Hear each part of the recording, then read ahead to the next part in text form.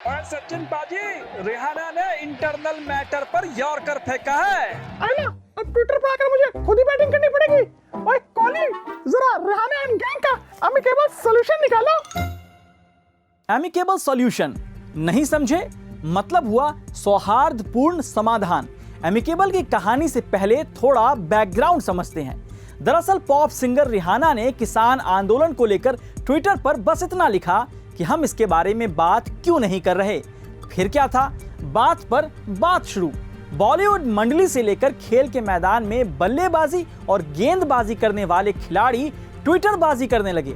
70 दिनों से ज्यादा से किसान दिल्ली की सरहदों पर डंडे, आंसू गैस के गोले, ठंड सब सहते रहे। फिर भी इन कलाकारों का मौन व्रत नहीं टूटा। लेकिन आखिर में रिहाना के ट्वीट ने कुंभकर्ण की नींद सो रहे देश के खिलाड़ियों और एक्टर को जगा दिया। इसलिए किसान और आम इंसान पूछ रहा है, जनाब ऐसे कैसे? भारत में चल रहे किसान आंदोलन के समर्थन में दुनिया भर की मशहूर हस्तियां सामने आ रही हैं। अमेरिकी pop singer Rihanna, activist Greta Thunberg और अमेरिकी उपराष्ट्रपति कमला हैरिस की भांजी और लेखक मीना हैरिस ने किसानों के समर्थन में ट्वीट किया है। लेकिन बॉलीवुड और स्पोर्ट्स से जुड़े लोगों को लगता है कि किसानों के मुद्दे पर विदेशी सेलिब्रिटीज का बोलना इंटरनल मैटर में इंटरफेयर करना है। आपको कुछ ट्वीट दिखाते हैं। अक्षय कुमार कहते हैं, किसान हमारे देश का बेहद महत्वपूर्ण हिस्सा है। उनकी समस्याओं के समाधान के लिए सभी प्रयास किए जा रहे हैं, इसलिए सभी मिलकर एक समाधान के लिए समर्थन करें। किसी भी तरह का विभाजन पैदा करने वालों पर ध्यान देने की बजाय सौहार्दपूर्ण समाधान पर फोकस करें। एमिकेबल सॉल्यूशन पर फोकस। विराट कोहली, अनिल कुंबले, लता मंगेशकर, साइना नेहवाल, सुरेश रैना सब इस मुद्दे पर एमिकेबल सॉल्यूशन ही चाहते हैं। शायद इसलिए इत्तेफाक से सब ट्वीट में एमिकेबल सॉल्यूशन का जिक्र हो रहा है। क्रिकेट जगत में अपने फैंस के बीच भगवान माने जाने वाले टीम इंडिया के पूर्व क्रिकेटर सचिन तेंदुलकर ने भी रिहाना और हैरिस के ट्वीट के बाद नसीहत दी। उन्होंने ट्वीट कर लिखा कि भारत की संप्रभुता से किसी भी तरह से समझौता नहीं किया जा सकता है। बाहरी ताकतें देख सकती हैं, लेकिन इसमें हिस्सा नहीं ले सकती हैं।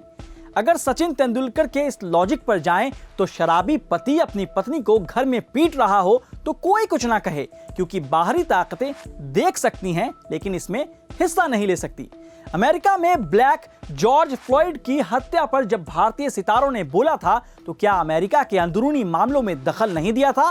क्या कैपिटल हिल पर ट्रंप समर्थकों के हमले पर जब पीएम मोदी ने चिंता जताई थी, तो क्या उनके आंतरिक मामले में दखल दिया था? बॉलीवुड एक्टर से लेकर खिलाड़ियों के ट्वीट में एक और चीज कॉमन थी, #IndiaTogether।